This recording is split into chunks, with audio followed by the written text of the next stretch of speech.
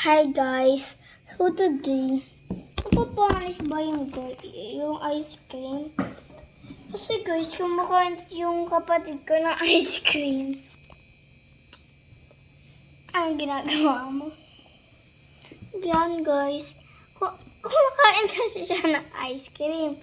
Di namin malaman kung panis. Sabi daw kasi matagal na daw yun. Napapanis ba guys yung ice cream? Comment nyo nga dyan. Comment nyo dun. Comment nyo. Sabayin nyo na din ang subscribe and like and subscribe. Brain rot po yan. Or brain rot. Brain rot po yan. Ako nito? Subo yun. No! Ako subo yun. Bis na ubos na yung ice cream.